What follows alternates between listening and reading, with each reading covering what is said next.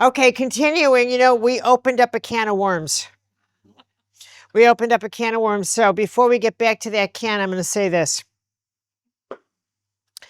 It's quite challenging to describe to you the significance of this moment in time for everybody, and why it's important to even consider a subject like evil within the context of what it means to become a conscious person, of what that means. So I'm going to do my best to kind of lay a little groundwork here, and what it means to become conscious. What is this work all about? Right? And where does evil fit in with this? Where does good fit in with this? What is this about, right? And if we look back, I believe that from the time we entered the nuclear age, this business of becoming conscious has taken on a whole different significance, because we created the ability to destroy ourselves. And because we created the capacity to destroy ourselves, the only option we had was to become a species incapable of destroying ourselves. Because we can't create something that undoes the destructive capabilities or potential of nuclear destruction. So the only option for the heavens is to become a species that chooses not to use this weaponry. Now, the way heaven works, so far as I understand it, emphasis on so far as I understand, is that heaven does not interfere in choice. Heaven does not. But what it can do is that it can expand our consciousness about the power of choice and co-creation. It can expand our awareness of what it means to be a human being and what the power is. That heaven can do. So from the 50s, 60s on, we have been on an acceleration trajectory to kind of get that we are agents of co-creation, that we are co-creators in this universe. And I think it's one of the reasons why we have had an emphasis on victim consciousness, as if we were to purge ourselves of this idea that we are being victimized. That we are, it's like if we look at the stages of transformation, say like the first stage is the revolution that took place kind of in the 60s, where the Western civilization and forms of other countries went through a revolution that said, we're not going to take this, we're not going to do this anymore, we're not going to do this. We're going to revolt against all the boundaries and restrictions of religion and society and this, that, and the other. We're not going to fight wars we don't want to be in anymore. The Vietnam Revolt, all of this. And that spread. There always has to be a beginning point for a revolution that then takes over and that was in the United States. Now, I want you to think that this was like imagine this as a new archetypal template that then incarnated into you as a form of a new archetypal part of our consciousness. During a revolution, when you revolt, when you decide, I don't want to do this anymore, your first stage in a revolution, just like in the 1960s, is to declare what you're not going to do anymore, but you never declare what you are going to do. Right? So the first stage, as was born in the 60s, is that's it. I will not have this anymore. I will not do this. I will not. But you are not yet empowered enough to declare what you will do. So the first stage is the revolution, the 60s. After you revolt, then what you do is you collapse because you involute. You have to figure out what you will do now. So you retreat. After the revolution, you retreat. Now you have to decide, if someone said to you, okay, I hear you. You don't want to do this anymore. You don't want to do this. What do you want to do? And you think, I don't want to listen to the church anymore. I don't want to listen to this. I don't want to listen to that. I want to have, but so then you go into the 70s, which was involute. You back off. Now, that's when you decide, you know what? I think I'm going to do yoga. I think I'm going to do this. I think I'm going to do that. I think I'm going to do this. And you emerge. And you have to announce to everybody who you are. Third stage, narcissism. You have to announce your new identity. You have to change your clothes, change your hair. Announce your new identity. Maybe change your name. I'm now Sunshine Meditation Karma. You have to be a whole new person. I'm now South Bangladesh, whatever you are. But you have to have, this is archetypal, people. This is archetypal because you are dealing with tribal forces. And what you are doing against the tribal is saying, I want to individuate. I want to individuate. And you know the tribe's going to say, you're going to, what is she doing? She's individuating. What the hell is that? Okay. And you know that for the tribe, if you dare change anything, they will destroy you. Because they'll not pay attention. Why? Why?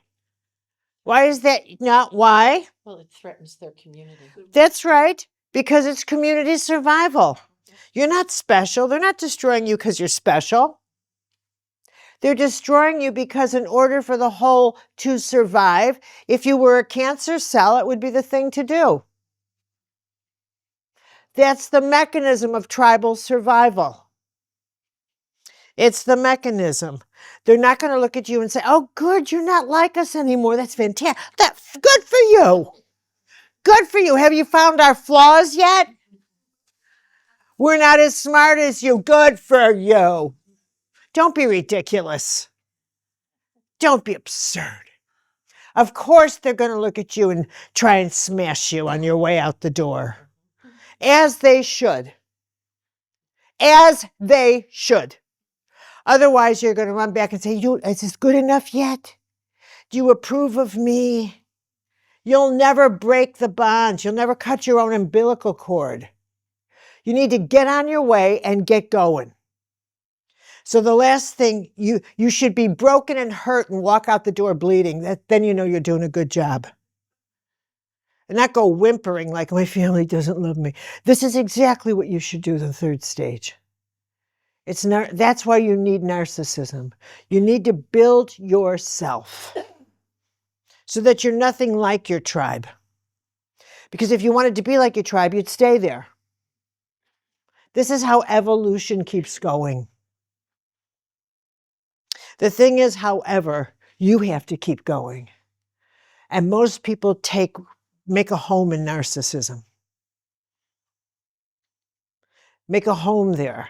They find some little niche that makes it very comfortable. Either woundology, their wounds, their need to be special, some niche in the narcissistic category.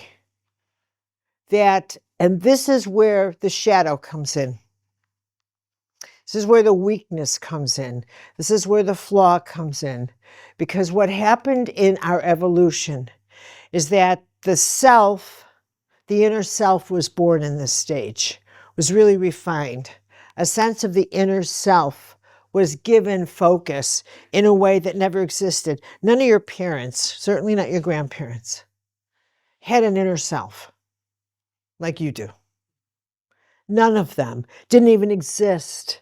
This is a modern day inner psychic force. Modern day.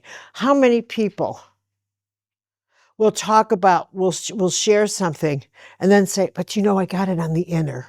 And out comes a whole different thing. but my inner self feels this way. And out comes a whole different expression of what they're feeling. Because the inner self is a way in which we have started to articulate a different level of truth that we don't feel comfortable talking about at the social level.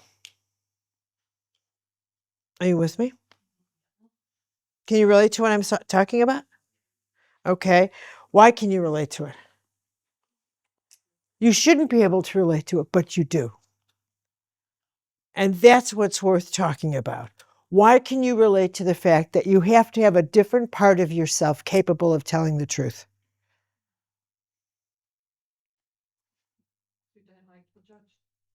I think it's our soul, isn't it, speaking to us? No, it's not your soul. It's a different part of your ego because you don't like to be judged. You don't like to tell the truth. You don't like the truth. Now, that's the spiritual crisis for the dark. You wonder where the dark comes from. Wonder what makes you susceptible to the dark. You got to know what makes you susceptible in order to understand it, and this is what makes you susceptible. You don't like the truth. What's the whole role of heaven? The truth will set you free. And the very thing we don't like is the truth. And that's what's made us narcissistic addicts. And it's made us woundologists. And it's made us vulnerable. It's made us weak. It's made us cling to our wounds as a way of allowing us to stay in narcissism. So that we can stay in a barrel full of self-inflicted pain that gives us permission to stay flawed and weak. So we can use excuses like fear, all of which are very conscious.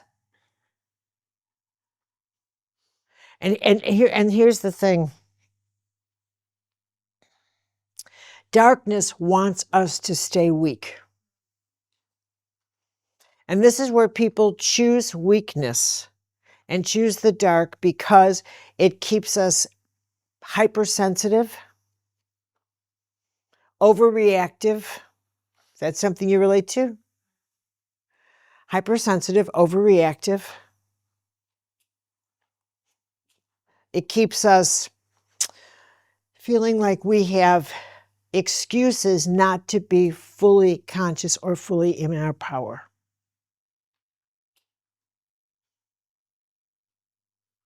Now, I'm going to hit a pause button because after narcissism, after you get through this narcissistic phase, because during the narcissistic phase, you usually emerge and you announce to people that you are a new person, that you have new rules. Here are my new rules. These are my boundaries.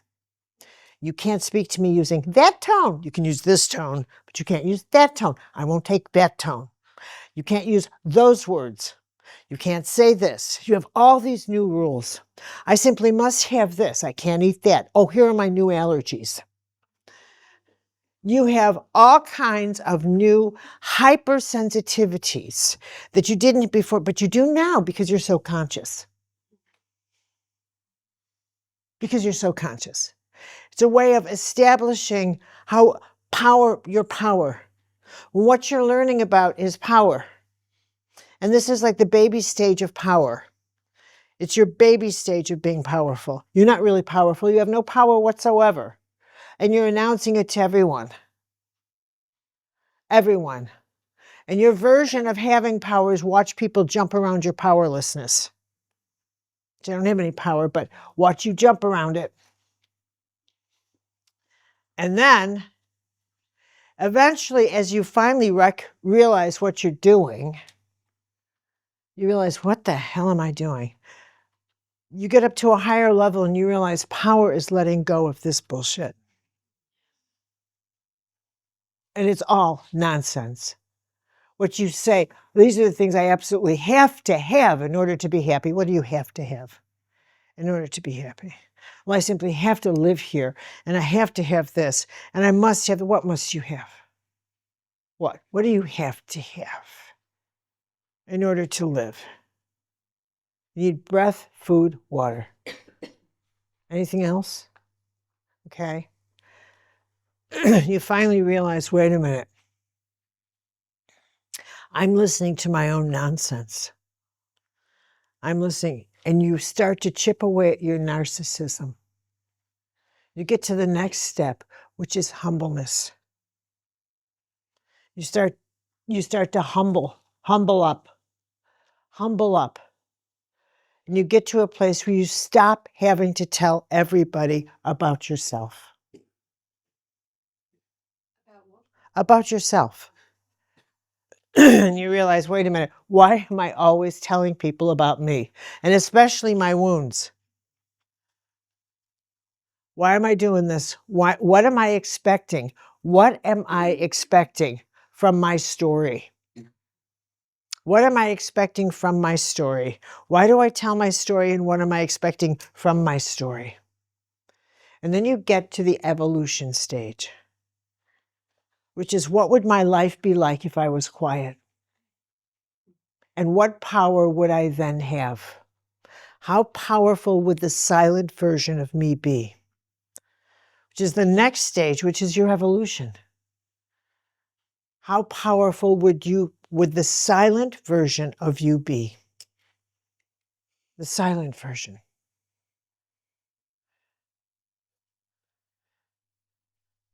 Because where darkness gets you, where darkness comes to call, is it comes to call with your ego. With your ego. It comes to call when you find yourself with competition. You find yourself ego, when you find yourself hypersensitive. When you find yourself with expectations or entitlements. Like, you think you're entitled. What do you think you're entitled to? Right? What do you think you're entitled to? I love it when people say things like respect. Whose respect? Really, and really, it's a good question. Whose? Do you think everybody here and wherever the hell we are is walking down the street saying, there's someone I've been waiting to respect? It's preposterous. Put yourself in, we are grains of sand on an ocean. The ocean has been saying, now there's a grain of sand I want to respect. A wave comes, takes us away, and we're gone. That's the truth. Okay. The era that we're entering into now, we are multisensory. Do you know what that means? I need you to think about that. We've entered this time where we are now perceiving each other, as well as seeing each other, as well as hearing each other, as well as being able to smell each other. We are perceiving each other. Now, what that means is we are sensing each other's energetic. You are doing readings on each other faster than you can possibly imagine. You are now getting energetic data just like I do. Just like I do. The only difference between you and me is I've been doing it for decades. I've been doing it for decades.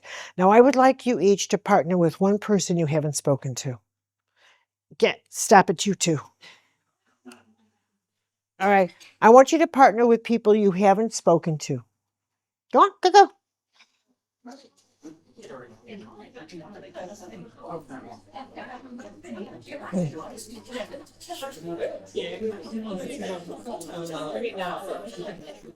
Don't say too much. Don't introduce yourselves. None of that. All right, take your introduction back. All right, just sit down. All right. Find someone you don't know and sit down with them.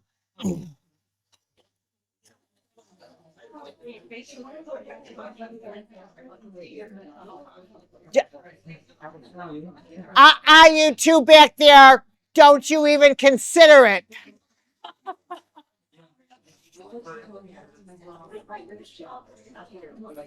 Come on.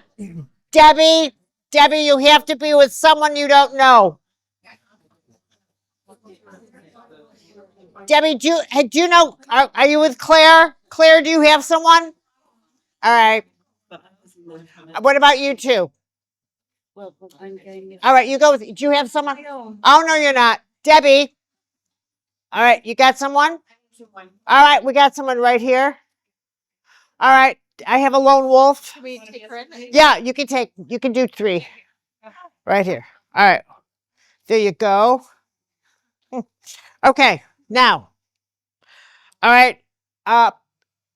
One of you pick an A. Who's an A in your team? You can A. Who's a B? B. And you're an oddball C. Okay. Now, A. All you A's, you are gonna look at the B, and I don't want you talking yet. So this is gonna be fun. And you are going to name 6 archetypal patterns you see in each. Just both of you. You're going to identify 6 archetypal patterns, and then you are going to share what you see. So while you're not looking at each other, identify archetypal patterns. You can and don't you? All of you know what archetype? Yes, you do. And have you ever people watched? That's a pattern. All right. This is not complicated. Make something up. This is like, you strike me as, okay? You strike me as, okay. Now, people, pay attention. You can say anything as. All of it is on the table. You can say, you strike me as lazy. You strike me as, you don't have to be sophisticated. You can say, you strike me as lazy. You strike me as a gourmet chef. You strike me as someone who eats fast food. You strike me as someone who is fussy as hell. You strike me as a complainer. Does this help you? Okay. Finish. You are going to say to yourself, this person strikes me as 6 times, and fill in the sentence. And they're going to do the same for you. You're not allowed to talk to them until you're done. Okay. Now. I'm not done. To show you how intuitive you are, each of you sees yourself as a very smart person who's inclined to give advice. The person sitting opposite you has just come to you for life advice. And you have to offer them some life advice. So you have to say, now, they've come to me for some life advice, and I need to say, this is my life counsel to them, and finish that sentence. And I want you to really take that seriously. So in your gut, you feel like this is what this person needs to hear at this time in their life. And each of you has to do, let me see. Well, I don't have a solo flight here. Are you free? You are? I found you a mate. That way. It's really better to work one-on-one. Got you. Okay, good, great. Right over here. Nice to meet you too, eh? It was fun while it lasted. Okay. So now have I got my directions? Yeah. Yeah, and then we're doing the advice. This is the advice this person has come to me for. After the 6. After the 6. Okay. Yes. Looking at them or not looking at them? I don't care what. You're right next to them. Whatever works for your intuition. Because people pay attention to me. Okay. Pay attention to me. I'm the only one that matters right now. You're going to discuss. I don't care how your intuition works. I don't care if you stand on your head. I don't care. Pull the cap over your eyes. I don't care. You are reading the person opposite you. My intuition is not fussy. Where are you going? Are you serious? Who cares? Okay. Back. All right, now.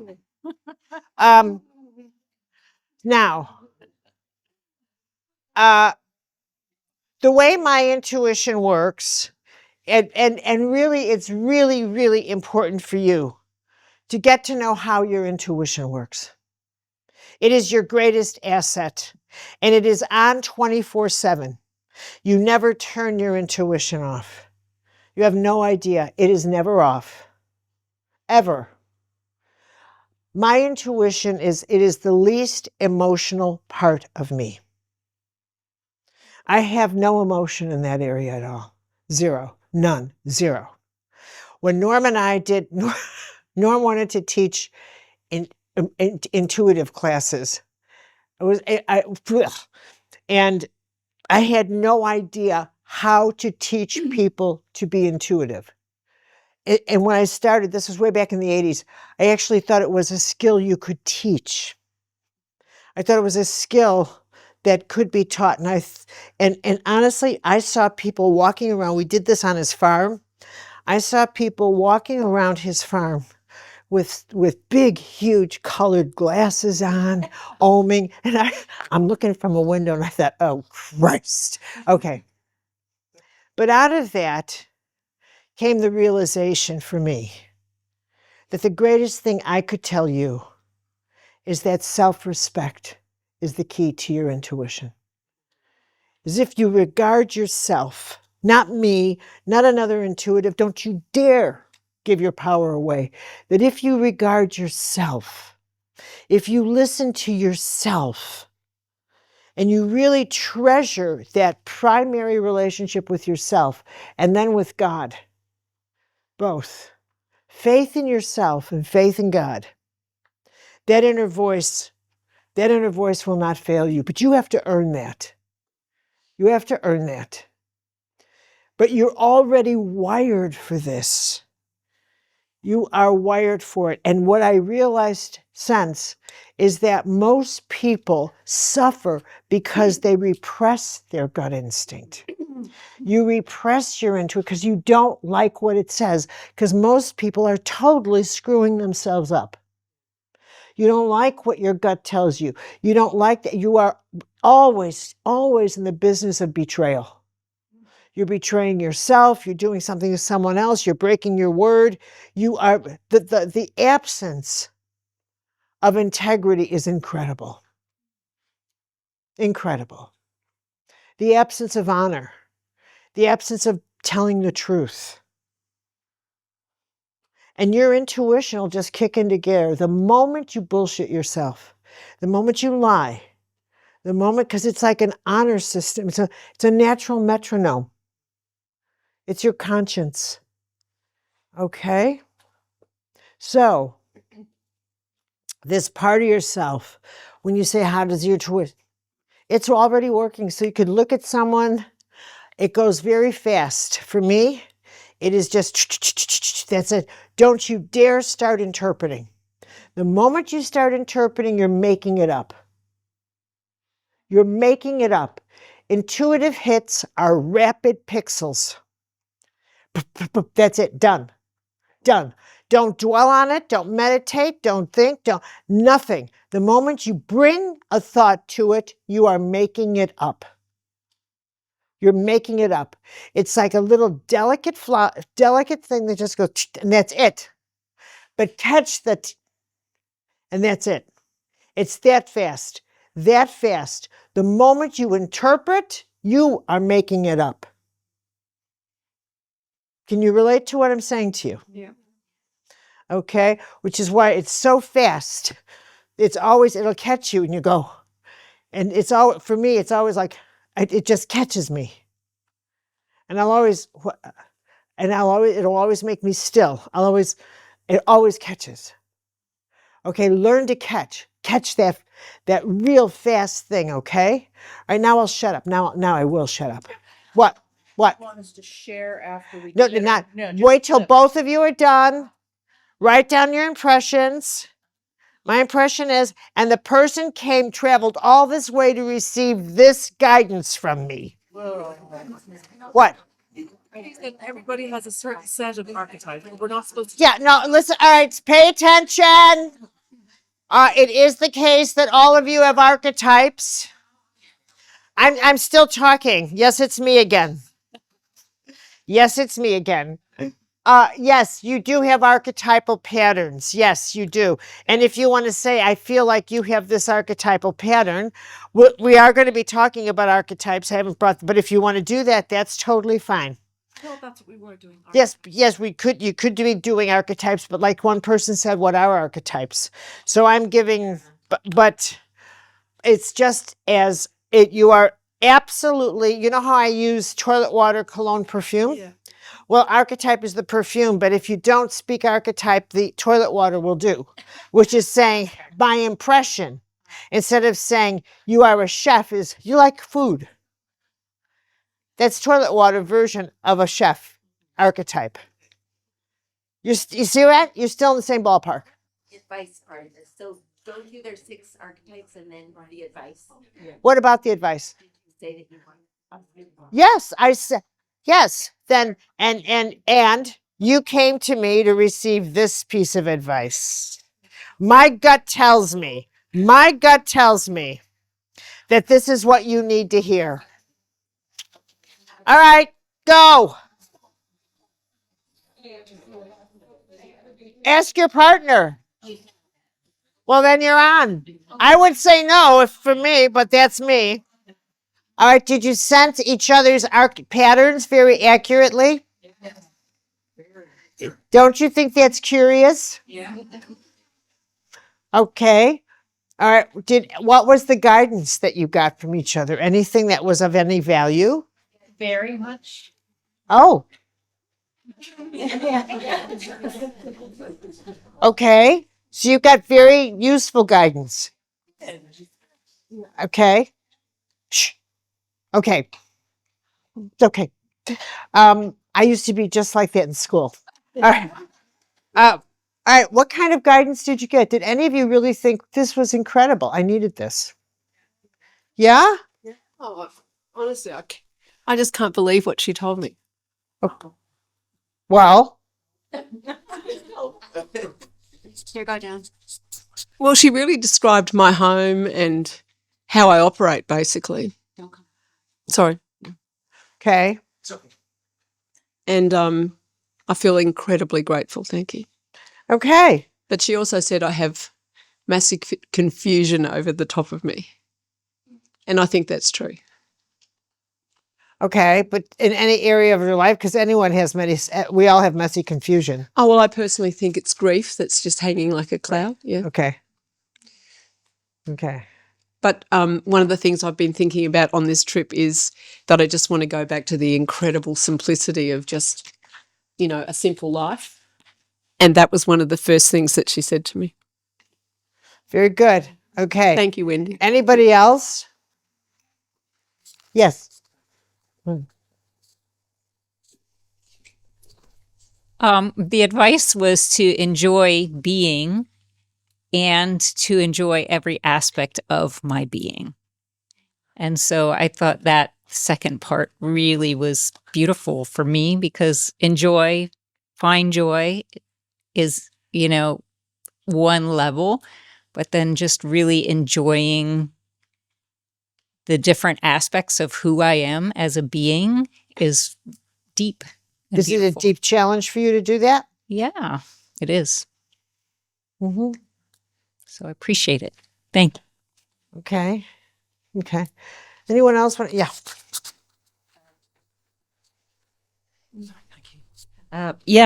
This was about using my voice and the power of my voice. And I had a dream last night that said, get up and talk. So it was bang on the money. All right. Very good. Very good. All right. Did any of you get advice that you thought, this is really crazy because I just prayed to have this answered? No. Okay. Yes. Okay. Yeah. Do you want to share? The advice she gave it to me to expand, To expand. Yeah.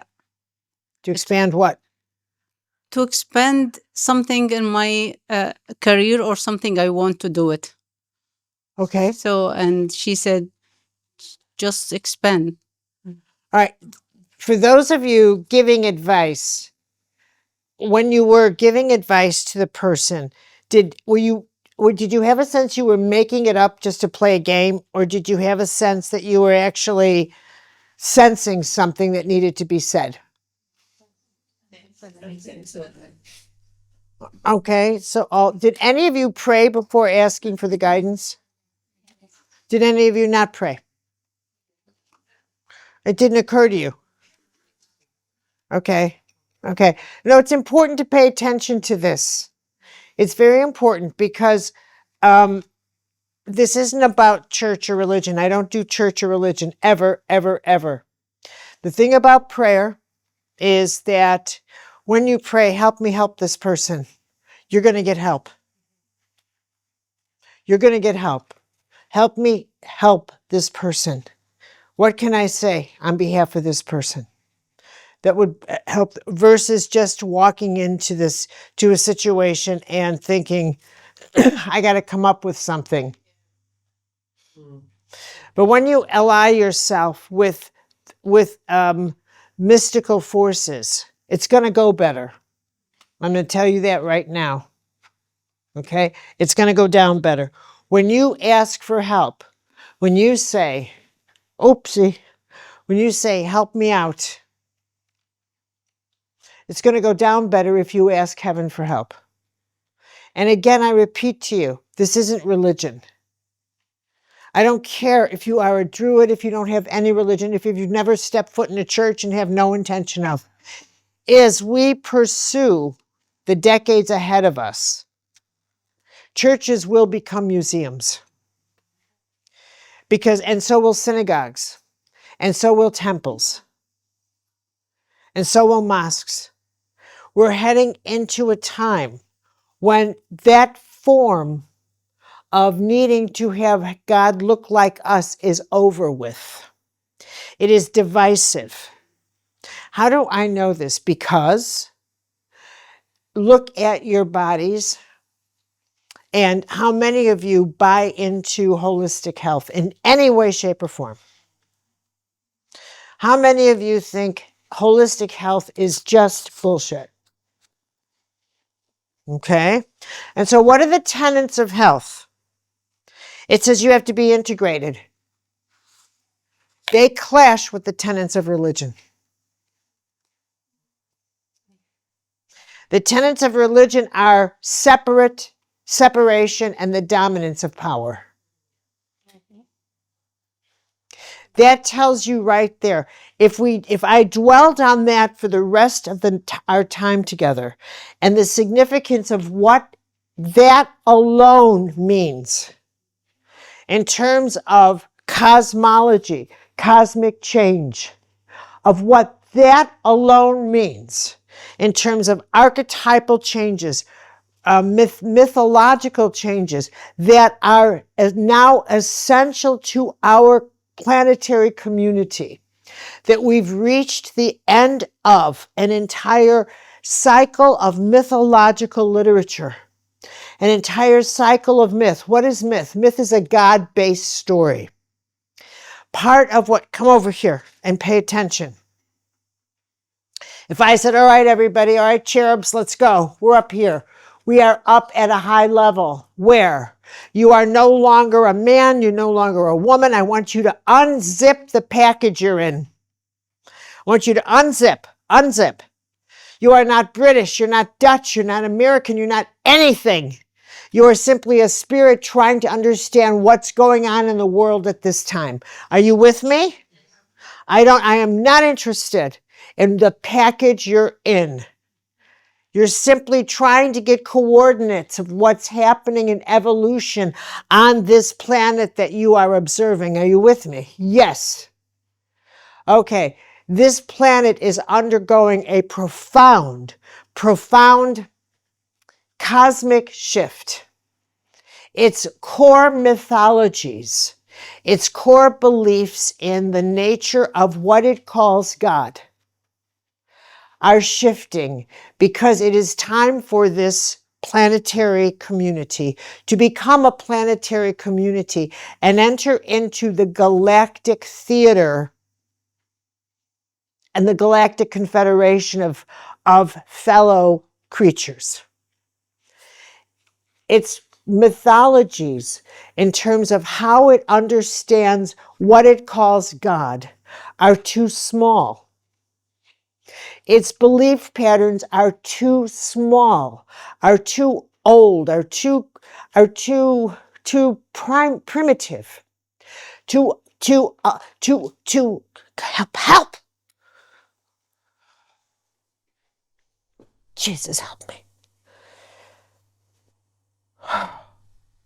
Okay. They're too limited to empower the human being. They're not able to empower us in the way that we need to be empowered in order to resolve the challenges that are facing us at this time and that will face us in the decades ahead. This planet needs to be reconstructed. The way in which we need to understand energy needs to be transitioned from fossil energy to solar energy. We need to reconfigure our economic system to global economics. Now, we have a huge, huge journey ahead of us. No one in this room will live to see that journey in the body that you were in. We are living the end of everything that is familiar. We're living the end of it. So as we watch the dismantling, it's going to be very easy to be very frightened unless you recognize how extraordinary it is to be a part of this, and that everything that you're here and alive for a reason, and that this is an era of beginning to discover how incredibly powerful the human being is. And that this is what we need to discover about ourselves, is all the power that we have yet to imagine that has been coming out in fiction, that needs to come out in fact. Okay, so what's the mythologies like that God looks like us, okay, that's done. So if God is love, light, and law, we need to start practicing love, light, and law as an organic theology, as a bio-spiritual, ecological theology, where we realize every single law in nature is a law in our biology, is a law in our ecology, and therefore all is one. So when someone does a reading, it shouldn't surprise you at all how transparent you are, because what is in one is in the whole. What is in one is in the whole. You should assume that you are now transparent to everybody. And if you assume you're transparent to everybody, how could you ever lie? Why would you dare lie? Because you are transparent. So you can have privacy, meaning I'm shutting the door when I go to the bathroom. But I can't have secrecy because some part of me is going to give that away. And you're going to see right through me because you can see right through me. Because this is the age we're coming to. An age of energetic transparency. If I can see your energetic patterns, by God, you can certainly see mine. And now it's at that stage where we have to start living these truths. We have to start living the truth that the way in which we make decisions, what benefits me, benefits everybody. Therefore, it's in my best interest to make decisions that benefit everybody instead of my thinking that the more I hoard for myself, the better off I am, never mind you. A rising tide lifts all ships. I don't sink the rest of the ships so that I get everything in the harbor. Are you with me? We need to start practicing mystical mathematics. So that's to me is, and I deeply, deeply, profoundly believe that truly, as we get to this level where you think, wait a minute, I have to start doing solutions to my problems impersonally. Impersonally, not personally. I have to do, just like mathematics is not personal. It's not personal that 2 and 2 is 4, is it? Right? It's not personal, right? It's so extraordinary. It's not personal. Finding solutions to diseases should never be personal. But we've made it personal, we've made it political. And when you do that, you can't find the solutions. You can't find the healing that we need because we think, oh no, what if they're healed too?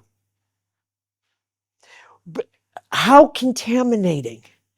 If we get to a place where you just say, I just want the solution to this and all will benefit, it changes everything heaven can give you. This is how we'll resolve all kinds of problems when you realize that our hearts have got to be open to what is in one is in the whole. What I get for one benefits everybody. Everybody is me and I am everybody. That mystical truth. Am I making any sense to you? This is the truth that I think is being born. And when I look at the challenges in our lives now, and I'd love to go through this with you on a microcosm tomorrow.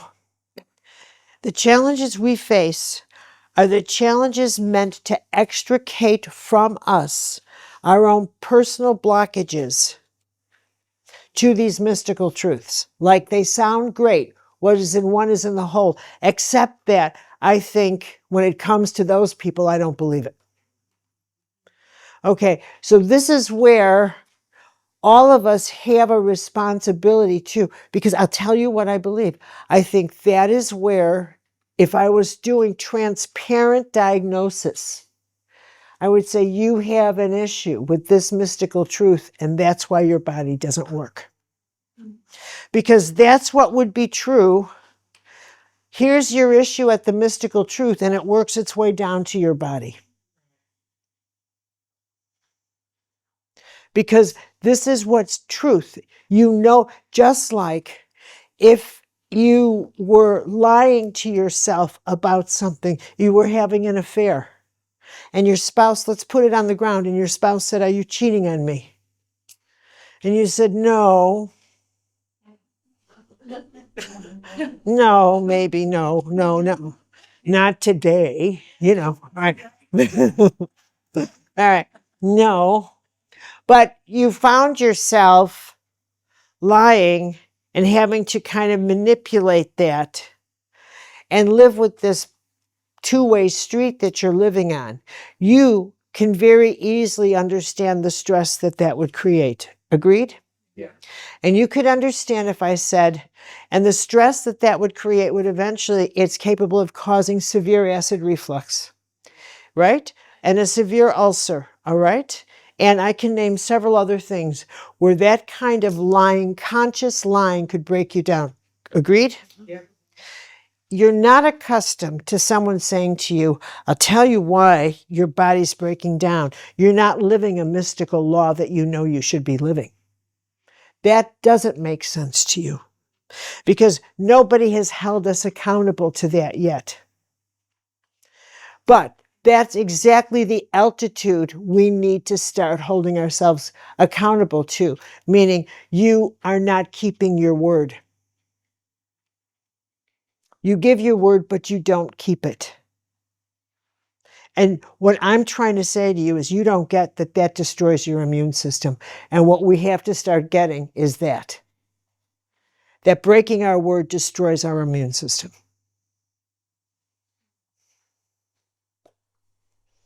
Okay? It's that type of thing that we have to start realizing, that the power of our choices, the intention of our choices, our capacity to give our word and keep it, these things are actually at the core of our health and well-being and our mental health and our emotional health. And the reason we're depressed so often is because we have